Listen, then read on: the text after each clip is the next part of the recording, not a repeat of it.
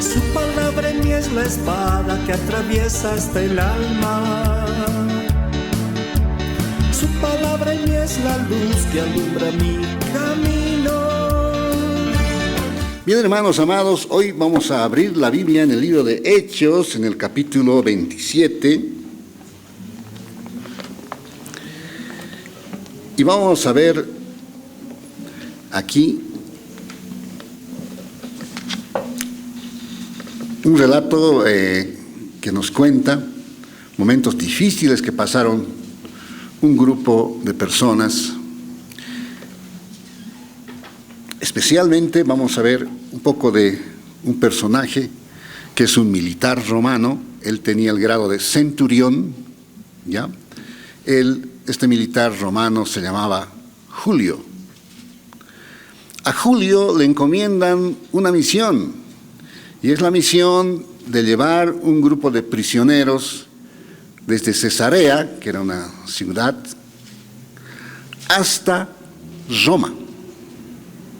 El viaje tenía que ser hecho a barco, y entre estos prisioneros está alguien muy conocido por nosotros, que es el apóstol Pablo. Le encomiendan a Julio esta misión, llevar este grupo de prisioneros, ¿no? Y obviamente la gente que viajaba en ese barco también, la tripulación, ¿no? Dice así en Hechos 27:1: cuando se decidió que habíamos de navegar para Italia, entregaron a Pablo y algunos otros presos a un centurión llamado, ¿cómo se llamaba? Julio, de la compañía Augusta. Desembarcan, hermano, para que inicien el viaje desde Cesarea hasta Roma. ¿Quiénes acompañaban aquí al apóstol Pablo? Vamos a ver quiénes le acompañaban. El escritor de este libro de Hechos, aceptado por muchos estudiosos bíblicos, es Lucas, ¿no? Lucas. Y fíjate qué dice aquí Lucas.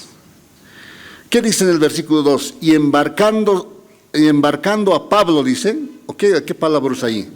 Embarcándonos.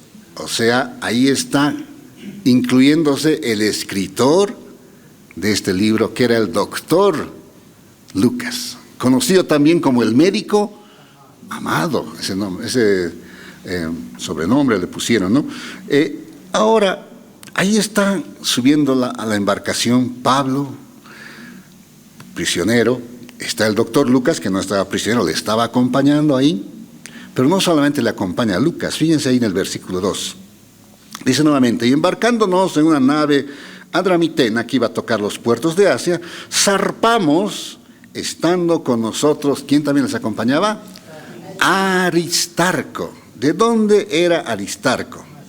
Macedonio de Tesalónica, un hermanito de Tesalónica, un tesalonicense era, hermanos amados. Entonces, están en el viaje Pablo, ¿quién más le acompaña? Lucas, ¿y quién más le acompaña? Aristarco. El viaje no era un viaje de turismo, no era un viaje de vacaciones, era un viaje en el cual el apóstol Pablo estaba siendo llevado a comparecer ante el tribunal romano, ante el emperador. Bueno, el barquito, la embarcación, no era un barquito, era una embarcación, ¿no?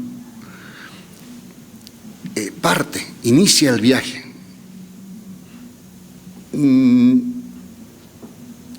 Yo nunca tuve la experiencia de viajar en embarcación en mar, ¿no? A lo que más he viajado, hermanos amados, es acá en el lago Titicaca, ¿no? Pero el mar realmente es otra cosa, ¿no? En películas lo hemos visto, quién sabe, alguna tiene esa bendición de viajar en el mar, qué lindo. Bien, entonces vamos a ver un poquito aquí cómo le trataba Julio al apóstol Pablo.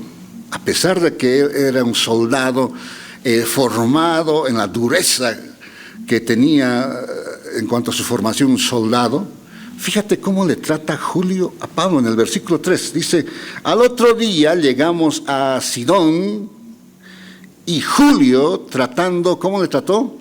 Humanamente a Pablo, le permitió que fuese, ¿dónde? A sus amigos para ser atendido por ellos. Fíjate, ¿en qué condición está viajando Pablo, hermanos amados? Prisionero. Pero ahí el centurión le dice, Pablo, anda donde tus amigos. Le deja ir a Pablo. Si Pablo fuese un malhechor, ¿qué hubiese hecho, hermanos? Se escapaba, no volvía. Pero Pablo no defraudó a Julio, ¿no? Fue donde sus amigos, fue atendido por ellos, por los hermanos en Sidón, y se tornó. ¿Por qué? Porque sabemos que se tornó, porque el viaje continúa y ahí está el apóstol Pablo. Entonces se dan cuenta, Julio, a pesar de su formación romana militar, tenía un trato de consideración hacia el apóstol Pablo. Ahora no sabemos, ¿no? Quizá Julio mismo había sido tocado por el testimonio de Pablo. No dice aquí la palabra, ¿no? Pero sencillamente Julio ahí está mostrando un trato muy particular, un trato protector hacia el apóstol Pablo. Ahora, el viaje, hermanos, continúa. Nuevamente les digo yo, no he tenido la experiencia de lo que es viajar en mar. ¿Cómo será viajar en el mar? En un barco, ¿no? Pero aquí viene la gran diferencia. Hoy en día los barcos que atraviesan el mar son hechos de acero. Ustedes recuerdan aquel barco enorme llamado Titanic, ¿no? Estaba hecho de acero, amados hermanos. Y no era un acero delgado, era un acero grueso. Y surcó los mares, ¿no? Pero aquí esta embarcación, ¿de qué era, amados hermanos? Estamos hablando del primer siglo. Madera. Era de madera. Y en esas condiciones el barco continúa el viaje y arriba a una ciudad que se llama Buenos Puertos. ¿Cómo se llamaba esta ciudad? Buenos Puertos. Está viajando el barco y llega a esa ciudad. Pero había aquí algo importante, ¿no? Y que también es muy conocido en la historia, de que pasado cierto mes del año, dice que la navegación por esos mares en esa región se tornaba extremadamente peligrosa, porque había tempestades, vientos inesperados, y la mayor parte de los marineros optaba por no viajar en esa época. Ahora,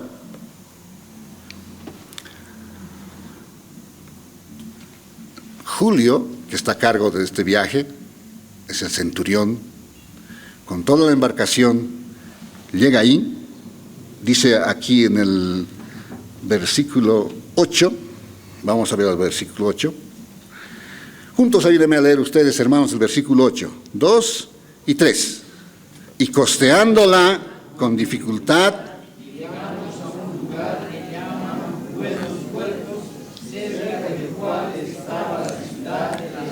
¿a qué lugar llegaron, amados hermanos? A Buenos Puertos. Llegaron a la embarcación, ¿no? Llegó.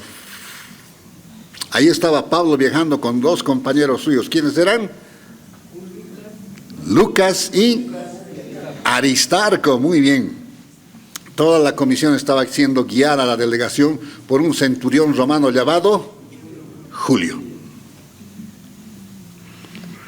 Entonces, dice en el versículo 9, y habiendo pasado mucho tiempo y siendo ya, ¿qué cosa dice ahí? Siendo ya peligrosa la navegación, por haber pasado ya el ayuno. Había una época en que se hacía el ayuno, cuando pasaba ese tiempo ya no era tiempo para navegar. Entonces, la embarcación está ahí en Buenos Puertos y Julio, el centurión romano, tiene que tomar una decisión. tenía dos alternativas. Como la navegación era peligrosa, podía quedarse ahí en ese puerto, en buenos puertos, y esperar que pase el tiempo de tormentas. Y después de eso, continuar el viaje. Era esa una opción.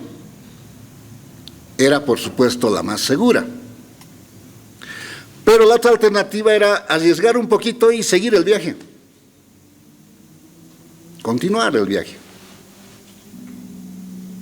¿Alguna vez te has encontrado en medio de una bifurcación de caminos y tienes que tomar una decisión, pero no sabes cuál es la mejor? Muchas veces nos hemos encontrado en esa situación. Aquí entonces Julio está en esa disyuntiva, tiene que tomar una decisión y de pronto aparecen varios consejeros, ¿no? El primer consejero, ¿sabes quién es, amado hermano? Pablo. Ahí está, en el 9. Dice: y habiendo pasado mucho tiempo y siendo ya peligrosa la navegación, por haber pasado ya el ayuno, Pablo les amonestaba diciéndoles, ¿qué es lo que les dice Pablo? Varones, les dice, veo que la navegación va a ser con perjuicio y mucha pérdida. No solo del cargamento y de la nave, sino también de ¿quiénes dice? De nuestras personas. O sea, Pablo se levanta ahí todo prisionero, quién sabe, estaba con cadenas, y les da la advertencia, ¿no? Les dice, no es recomendable ir. Hay peligro de perder el cargamento, la nave e inclusive nuestras propias vidas. Alerta el apóstol Pablo. Y esa es la labor de un siervo de Dios, ¿no? El alertar. Cuando ve el peligro, se para y dice, peligro. Ahí Pablo da la primera amonestación, el consejo, dice, no sigamos con este viaje. Julio está ahí, le escucha a Pablo, pero ¿qué hace Julio? Versículo 11. Pero el centurión, Julio, ¿no?, daba más crédito a ¿quiénes? 1, al piloto, 2, al patrón de la nave, que a lo que Pablo decía. El centurión escucha la voz de un prisionero, Pablo, le dice, no sigamos con el viaje. Aparece el piloto, le dice, no, continuemos con el viaje. ¿Qué ocurría? Que el piloto, cuantos más viajes hacía, más dinero recibía. El dueño del barco, si su barco estaba quieto ahí un mes, plata perdida. El dueño de la nave dice, no, sigamos el viaje. Y Julio está oyendo todo esto, tiene que tomar uno de los caminos. Me quedo en buenos puertos y espero que pase la tormenta o el tiempo de tormenta, o me arriesgo y continúo el viaje. Ya había escuchado 3 opiniones, solo una de ellas decía no sigamos, las otras 2 decían vamos. Y surge un tercer grupo que le dice, o un cuarto grupo, digamos, que le dice, ¿qué es lo que le dice? Fíjense, y ese grupo estaba conformado, ¿sabes por quiénes? Por la mayoría de la gente. ¿Qué dice aquí en el 12? Y siendo incómodo el puerto para invernar, la mayoría, ¿qué cosa acordó?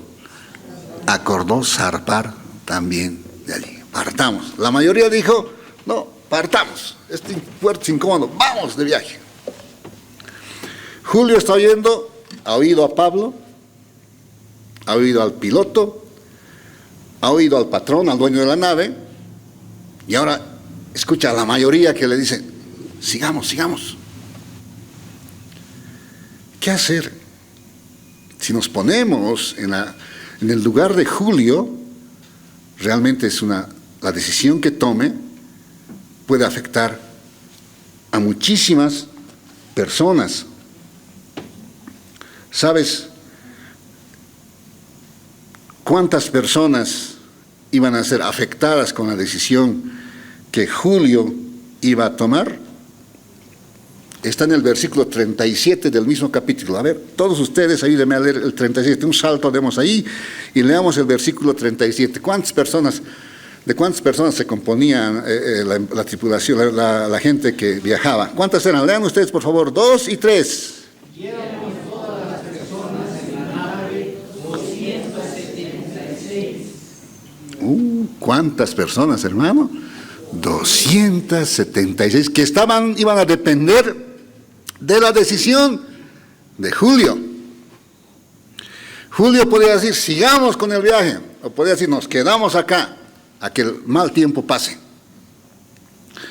¿Te das cuenta cuántas personas pueden ser afectadas por una decisión que uno toma, amados hermanos? En el caso de familias, una decisión bien tomada puede traer beneficio a toda la familia. Una decisión mal tomada puede afectar a toda la familia, familiares, etc.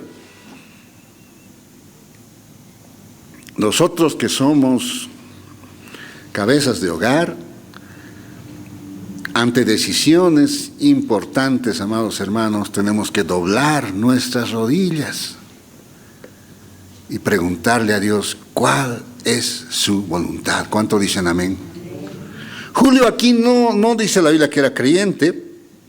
Él escuchó los consejos. Pablo, ¿qué le dijo? ¿Sigamos con el viaje? ¿Le dijo? No. ¿El piloto qué dijo? Sigamos. ¿El patrón de la nave qué dijo? Sigamos. La mayoría de la gente ¿qué dijo? Sigamos. Y Julio está ahí, en medio. Y él va a tomar una decisión que va a afectar a 276 personas, inclusive él mismo. La decisión que toma también es movida por un factor más que de pronto se da en el tiempo. Y eso está en el versículo 13. Fíjate el 13. Está ahí Julio meditando seguramente en lo que le han dicho. ¿Y qué ocurre? Y soplando una brisa, un vientito suave del sur, pareciéndoles que ya tenían lo que deseaban, levaron anclas, ¿sí? Levantaron las anclas e iban costeando Creta. Julio tomó la decisión de seguir el viaje. No tomó en cuenta la recomendación de un siervo de Dios llamado Pablo. La embarcación empieza a levantar sus velas, la brisa suave empieza a mover suavemente la embarcación y parece que de pronto todo se abre para continuar el viaje, ¿no? Y a veces hay circunstancias en la vida así engañosas, hermanos amados, donde para mí el camino parece tan fácil. Dicen, no, yo voy por aquí, dicen. Hay un versículo en la Biblia que dice, hay camino que al hombre le parece derecho, pero su fin es camino de muerte. Julio tomó la decisión equivocada. Tomó la decisión equivocada. Y con él 276 personas fueron llevadas en la dirección de la decisión que él había tomado, que era continuar el viaje.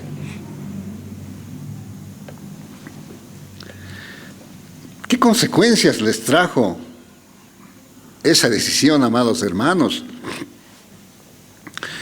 En el versículo 14... dice que esa brisa bonita que parecía tan linda, todo suavito, qué hermoso, el barquito se mueve suave. Todo eso de pronto cambió, dice, hermanos amados. Dice en el 14, pero no mucho después dio contra la nave. ¿Qué cosa dio, hermanos amados? Un viento huracanado, llamado Euroclidón. Es siempre algo común, hasta en nuestros días, ¿no? A los vientos, a los huracanes les ponen nombre. No es nombre de mujer, le ponen. En este caso, este viento se llamaba Euroclino. Y era un viento huracanado. ¿Te imaginas? No era un vientito suave, no era esa brisita suave que les había motivado a seguir el viaje. Esta vez un viento huracanado. Dice aquí, y siendo arrebatada la nave en el 15, y no pudiendo poner la proa al viento, nos abandonamos a él y nos dejamos llevar. Los marineros con su experiencia dijeron, no, pongamos la proa, la parte delantera contra el viento se va a pasar de largo. Pero no pudieron. El viento sopló con tal fuerza que ellos no perdieron el control de la nave. Y el viento los empezó a llevar. Dicen el 16 y 17, y habiendo corrido a sotavento de una pequeña isla llamada Clauda, con dificultad pudimos recoger el esquife, el barquito pequeño. Y una vez subido a bordo, usaron de refuerzos para ceñir la nave. Y teniendo temor de dar en la sirte, arriaron las velas y quedaron, ¿cómo quedaron, amados hermanos? A la deriva. O sea, ya las velas las replegaron y el barquito quedó a la deriva. Fíjate que ya el consejo de Pablo, la advertencia de Pablo, se estaba cumpliendo. Pablo les dijo, se van a perder 3 cosas. El cargamento, la nave y el riesgo inclusive para nuestras propias vidas, dijo. Aquí ya la tormenta empieza a llevarles mar adentro. Mar adentro, amados hermanos. Estamos hablando de una embarcación del primer siglo de madera, con 276 personas a bordo. Yo vi en alguna película, tal vez tú también has visto cómo el mar es embravecido, cómo a las embarcaciones las eleva y de pronto las suelta. Y en esa caída las maderas de la embarcación crujen como para romperse. Todo cruje, ¿no? Y en esa situación, aquí estaban este grupo de personas. Una decisión mal tomada estaba arriesgando a 276 personas. Dice luego, fíjate cómo aquí se va a cumplir lo que Pablo les dice. Vamos a perder, número 1, el cargamento. Fíjense. Dice en el 18, pero siendo combatidos por una furiosa, no era algo suave, era furiosa tempestad, al siguiente día empezaron a alijar. Alijar es aligerar la carga de un barco. ¿Y cómo aligeras la carga de un barco? No sosteniendo el atún, ¿no? Sino empezando a botarla al mar. Empezaron a echar el cargamento al mar. Y ahí se estaba cumpliendo lo que Pablo les decía. Este viaje es peligroso, vamos a perder el cargamento, les dicen. Pero no le hicieron caso. El barco, hermanos, por las olas era suspendido y de pronto bajaba. Y cuando bajaba, pues el agua empezaba a entrar. Entonces, ¿qué tenían que hacer? Volverlo más liviano al barco. Y para eso tenían que empezar a botar el cargamento. Fíjense en el versículo 19. Y al tercer día, ¿cuántos días de tormenta ya eran? 3 días. Al tercer día, con nuestras propias manos, arrojamos los aparejos de la nave. Los aparejos son todo aquello que la nave usa para realizar, para navegar. Por ejemplo, dentro de los aparejos están las velas de reserva, ¿no? Si una vela se rompe, tenía un repuesto de vela. Esa vela al mar, a botarla. Eran maderas también que usaban para ciertos procesos de navegación. Las maderas también al mar. Todo lo que el barco usaba, lo echaron al mar. Entonces el cargamento, el material de uso del barco mismo, lo echaron al mar. Se estaba cumpliendo lo que el apóstol Pablo decía, el cargamento se va a perder. Pero no le hicieron caso. Versículo 38, vamos a hacer un salto al versículo 38. ¿Qué más echaron al mar en el versículo 38? Ustedes, por favor, 2 y 3. Ya.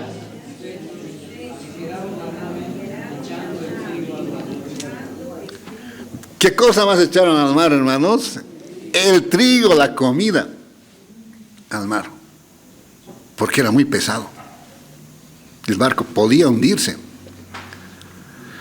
Literalmente se cumplió la primera advertencia del apóstol Pablo. Hay peligro de que perdamos el cargamento. Se perdió el cargamento. Se perdió el cargamento. Bien, pero el viaje continúa, ¿no? O sea, ya no es viaje, ahí el viento le está llevando al barco por donde quiere. Por donde quiere le está llevando al barco. Volvamos al versículo 20, amados hermanos. El 20 dice, y no apareciendo ni sol, ¿qué más no aparecía? Ni estrellas. ¿Sabías tú que los marineros en la antigüedad, ya hasta hoy en día, ¿no? Es un buen método, se orientan por dónde sale el sol? Y ese dicen es el este, ¿no? El oriente. El occidente. Y ya podrían decir ellos, bueno, al oriente está este lugar, y podían el barco querer llevarlo en esta dirección. Pero no había sol. Estaba encapotado el cielo. Los marineros también suelen orientarse por las estrellas. Pero no había estrellas. No se veían, quiero decir. Estaba el cielo totalmente encapotado. Y tal fue la situación, fíjate, hermanos amados, y lo está diciendo esto el escritor de Hechos. A ver, juntos el 22 y 3. Y no apareciendo ni sol ni estrellas por muchos días, y acosados por una tempestad no pequeña, y habíamos perdido toda esperanza de salvarlo. Fíjate que dice el escritor, habíamos. Él se incluye. O sea, él dijo, Señor, ya de aquí seguramente tú nos llevas directito nomás, arriba.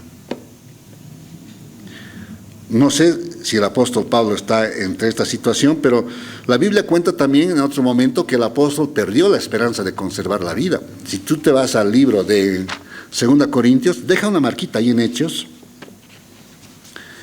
Fíjate, en 2 Corintios 1:8 está este episodio donde el mismo apóstol Pablo dice que pierde la esperanza de conservar la vida en cierto episodio. Dice en 2 Corintios 1:8, yo lo leo, porque hermanos, dice, no queremos que ignoréis acerca de nuestra tribulación que nos sobrevino, ¿en qué lugar, hermanos? En Asia, ¿no? Pues fuimos abrumados sobremanera más allá de nuestras fuerzas, de tal modo que aún perdimos la esperanza de conservar la vida.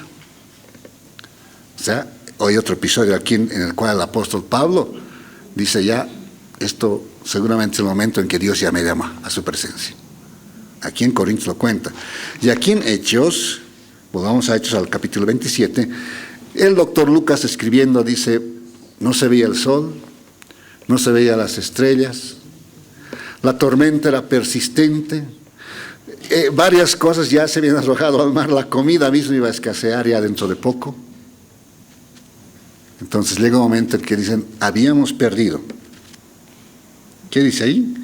Toda esperanza de salvarnos. Momento difícil que pasaron, muy difícil. Pero ¿sabes qué, amados hermanos? Y esto nos enseña también este viaje, ¿no?, que hace aquí. Pablo era un siervo del Señor que estaba en continua comunión con Dios. En este viaje estaba en esa comunión con el Señor, ¿no? Y seguramente Pablo también tenía la interrogante, ¿no? ¿Qué va a pasar acá? ¿Qué va a ocurrir? Y Dios le envía un mensaje, un ángel le envía, un mensajero. Y en el 21 nuevamente Pablo les habla a toda la delegación, ¿no? Dice en el 21, entonces Pablo, como hacía ya mucho que no comíamos, puesto en pie en medio de ellos, dijo, habría sido por cierto conveniente, oh varones, haberme oído, les dice. Es como ese papá o esa mamá que le dice a su hijito, ¿no? Te he dicho, le dice, ¿no? Te he dicho, le dice, ¿no? No vayas a jugar ahí sobre el hielo, te vas a caer, te he dicho. Le dice. Pablo les dice así, ¿no? Habría sido, por cierto, conveniente, oh varones, haberme oído y no zarpar de Creta tan solo para recibir este perjuicio y pérdida. Ya el cargamento estaba perdido. Pero ahora os exhorto a tener buen ánimo, pues no habrá ninguna pérdida de vida entre nosotros, sino solamente de ¿qué les dice? La nave. Justo la advertencia que les dijo, vamos a perder el cargamento, les dijo al inicio, ¿no? Y vamos a perder también la nave. Entonces les dice, aquí les confirma, vamos a perder la nave, les dice. El 23, ¿de dónde estaba sacando esta afirmación Pablo? Fíjense el 23. Porque esta noche, les dice, ha estado conmigo. ¿Quién le había visitado? El ángel de Dios, de quien soy y a quien sirvo.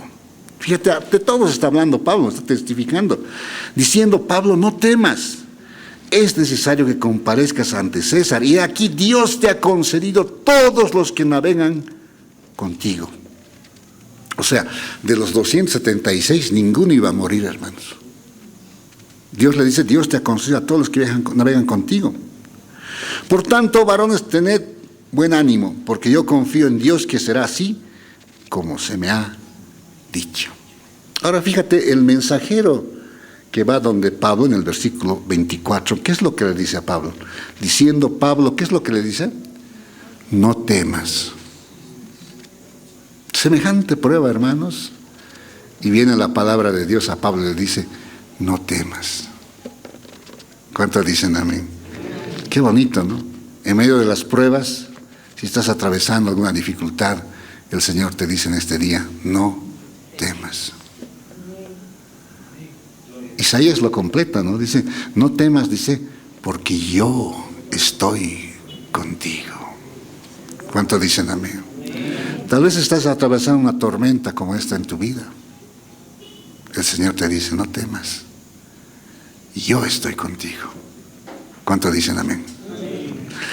Con esas palabras, pues Pablo se sintió seguramente reconfortado y salió a decirle y animar a todos, ¿no? Obviamente los reprende primero, deben haber hecho caso, les dice, ¿no?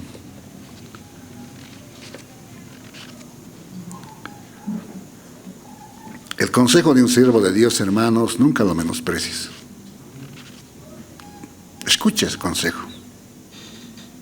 No lo tomes en poco.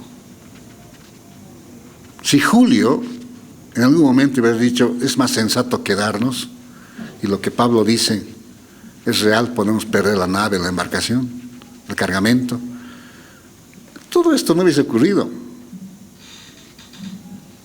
Pero Julio dio más crédito al piloto. Tal vez Julio dijo, el piloto es experimentado, él conoce, si él dice que vayamos, pues vayamos, ¿no? El patrón de la nave, no creo que exponga su nave al peligro, tal vez pensó así, ¿no? Y tomó la decisión de ir. Pero el piloto y el patrón al parecer solamente estaban pensando en dinero, en ganancia.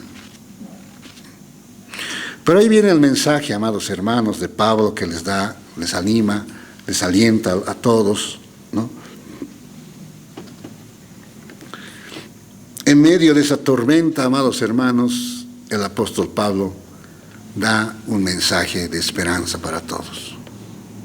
Y eso también es una labor de todos los siervos del Señor, ¿no? Tenemos que dar un mensaje de esperanza, de ánimo, en medio de la dificultad. Dios siempre ponga esas palabras en nuestra boca. ¿Cuántos dicen amén? Para fortalecer al débil, para alentar y sostener a los de poco ánimo, como dicen Tesalonicenses, ¿no? Entonces, están todavía ahí en medio de esa situación, pero ya toda la gente escuchó de la boca de Pablo un mensaje que Dios le había mandado.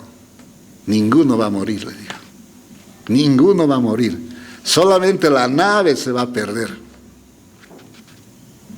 Entonces, para ir resumiendo un poco esta historia,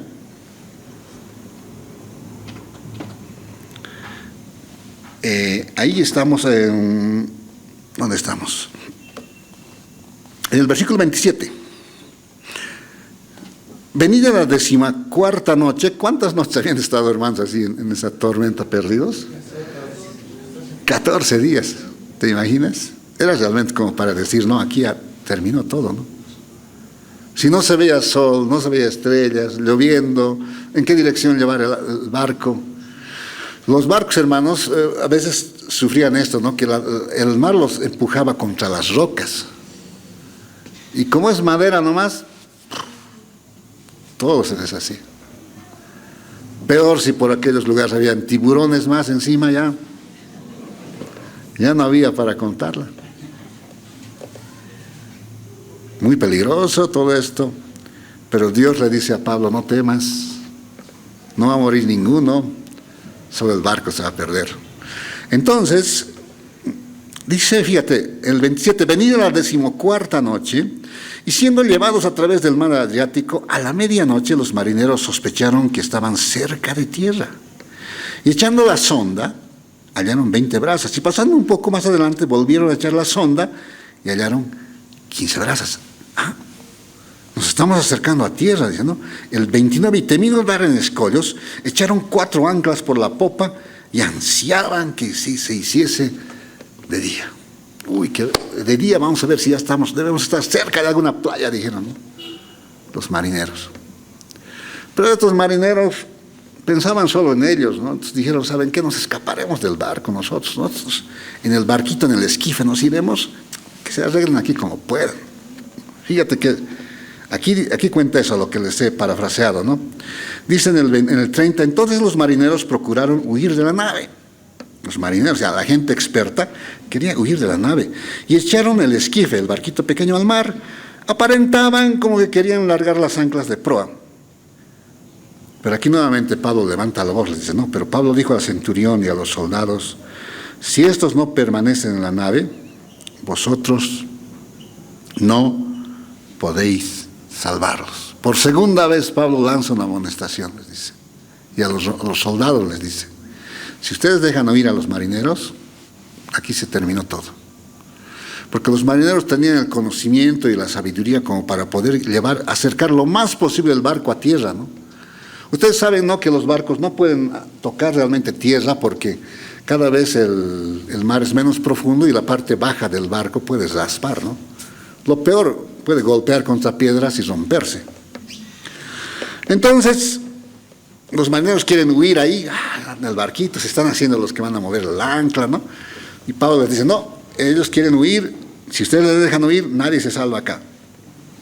Entonces, ¿qué hacen los soldados? El 32. Entonces los soldados cortaron las amarras del esquife, del barquito pequeño, y lo dejaron perderse. Ahora, fíjense, ¿en qué termina esta historia?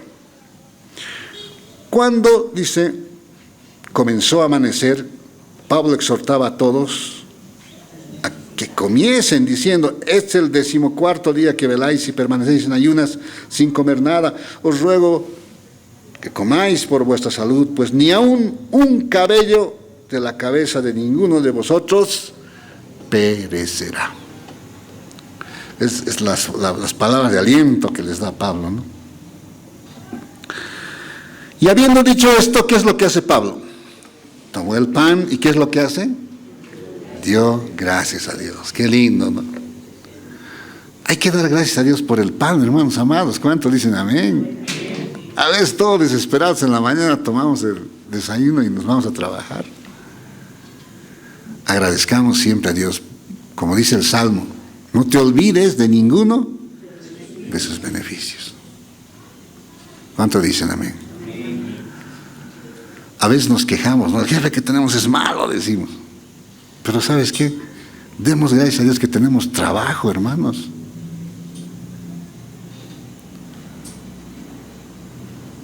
A veces nos quejamos de decir, ay, tanto tengo que caminar por llegar a cierto lugar.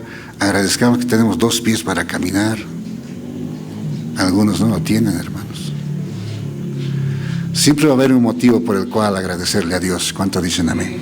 Amén.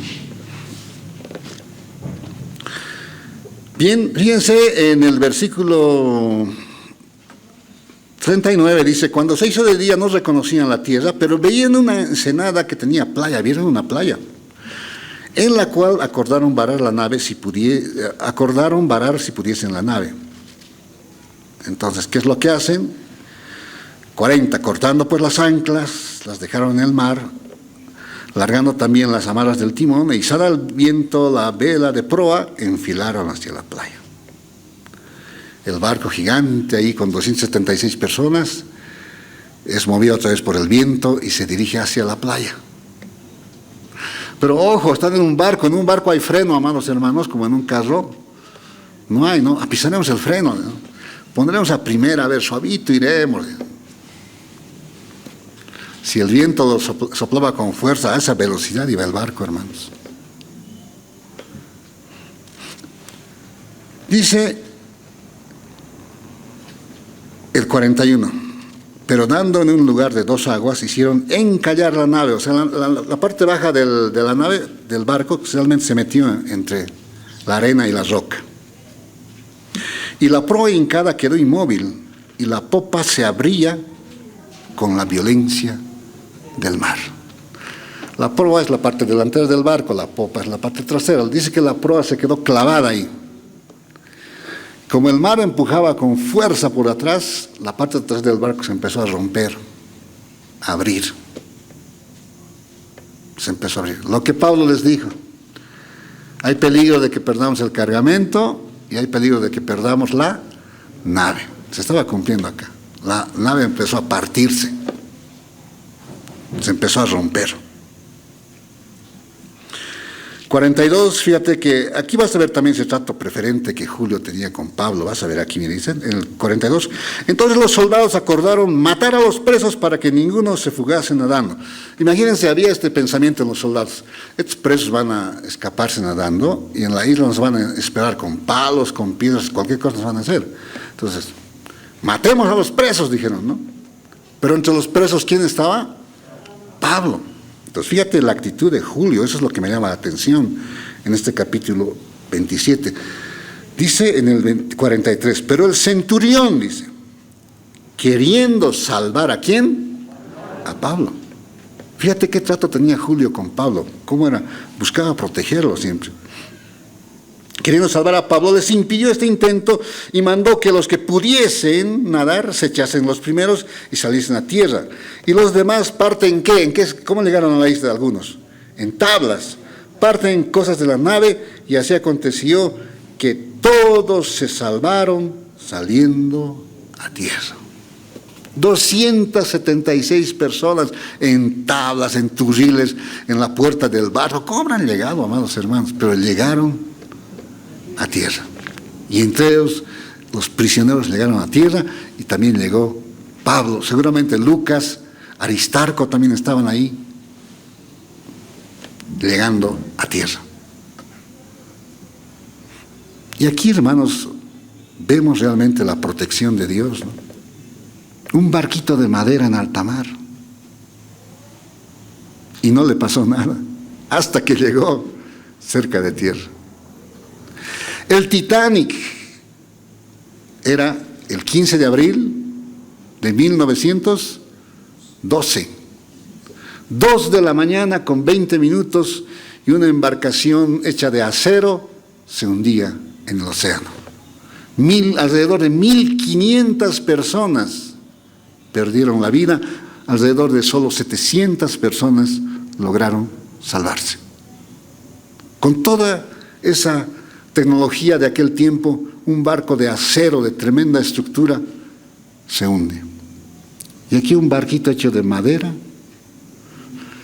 en olas que lo levantaban y que le hacían descender con todo el peso, no llegó a romperse. Hasta que llegó, ¿no? Dios permitió que llegue a la playa y listo, el barquito ya se perdió. 276 personas fueron guardadas.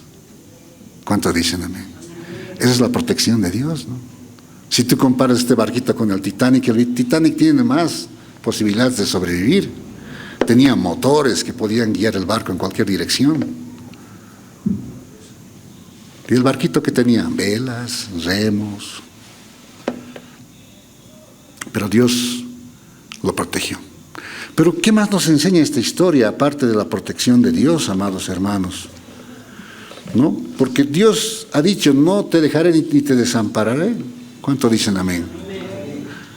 No le dejó el Señor a Pablo. No le dejó. Esta actitud de, aquí a Pablo, en las epístolas le vemos enseñando, ¿no? Aquí le vemos en la práctica, ante la adversidad, ¿cómo está Pablo? Se le ve al maestro, al que enseña, puesto a prueba, ¿no? La protección de Dios la vemos claramente en este capítulo, amados hermanos. Lucas, todo un médico que había estudiado en aquel tiempo, seguramente este episodio lo contó después, ¿no? Porque estos eventos, hermanos, no se olvidan, quedan realmente grabados. Pero ¿qué más nos enseña este capítulo, amados hermanos? La importancia y el efecto que puede traer una decisión mal tomada. Julio realmente decidió por el camino equivocado y puso en riesgo de sus vidas, de perder sus vidas a 276 personas. Entonces, queridos hermanos, toda decisión, estamos cerca ya un próximo año, muy cerca, 2024, quién sabe si tienes planes para ese año, pero el consejo que te da la Biblia es: encomienda a Jehová tu camino. No tomes decisiones al calor del enojo, de alguna situación que estás pasando, y ya voy a hacer esto, dices, ¿no? Sino siempre presenta ante el Señor tu petición y vas a ver que Dios te va a dar la dirección apropiada. Julio no era creyente, por lo que sabemos, quién sabe después de se convirtió, porque semejante cosa que vivió no debió ser para poco. Otra cosa que nos enseña este viaje, ¿sabes qué? Es el compañerismo. Pablo no estaba haciendo un viaje de turismo, de vacaciones, sino estaba yendo a comparecer ante un tribunal romano. Pero ahí vemos a dos hermanos, ¿no?, que le están acompañando. ¿Quiénes serán, dijimos? Lucas y Aristarco. Le acompañaron. ¿Qué nos enseña eso? Que cuando alguien está también pasando tribulación, nosotros tenemos que también acompañarlos. A veces nos es imposible físicamente, entonces tenemos que apoyarles con nuestras oraciones. Yo, hermano, los viernes veo la lista de nuestro pastor Walter, ¿no? A veces estoy retornando a casa, veo que 7:30, me detengo a veces donde estoy, me arrincono, me parqueo bien y empiezo a orar por las peticiones.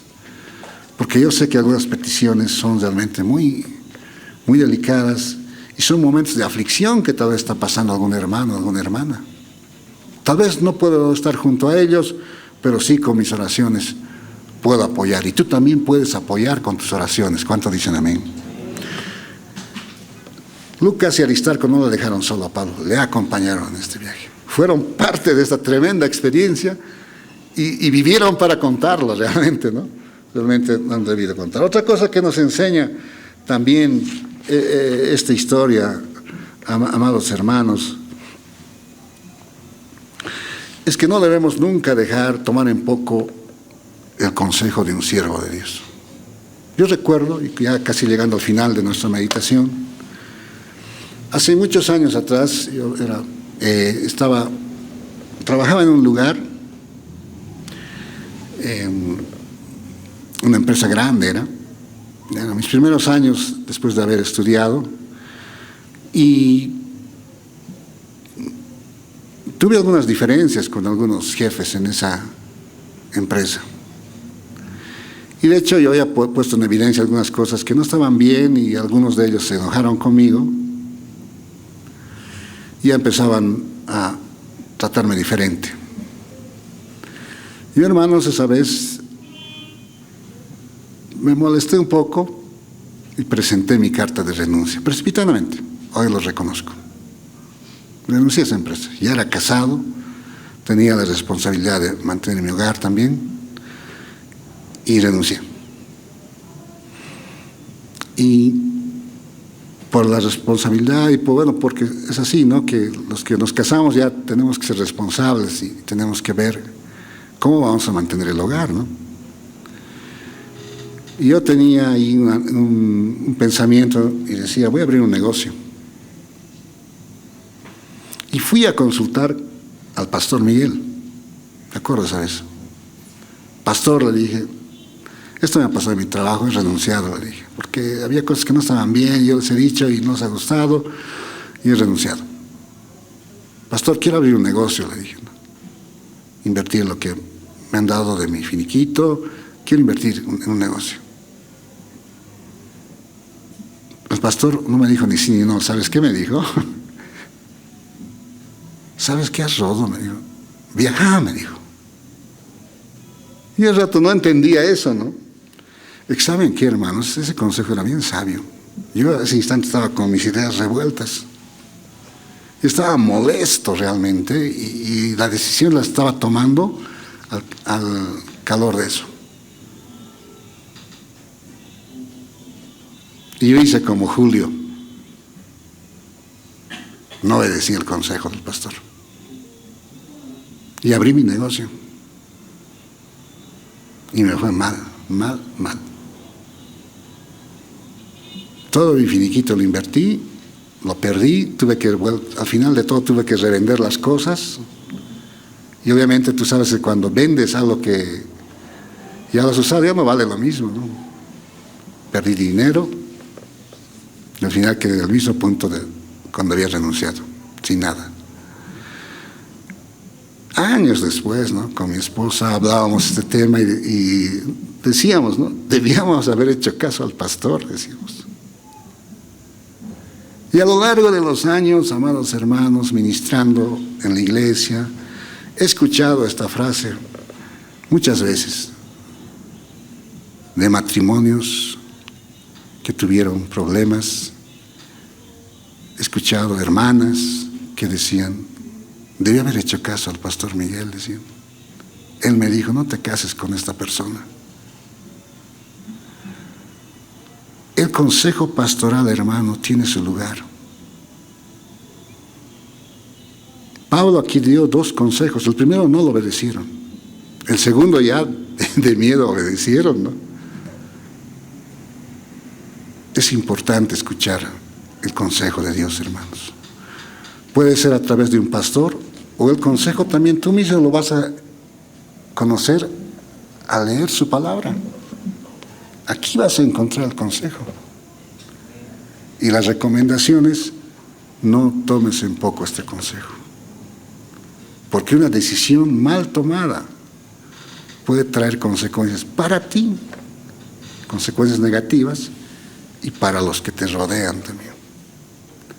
Entonces, tomemos nuestras decisiones siempre consultando a Dios. ¿Cuánto dicen amén? Vamos a ponernos de pie. Su palabra en mí es la espada que atraviesa hasta el alma. Su palabra en mí es la luz que alumbra mi camino.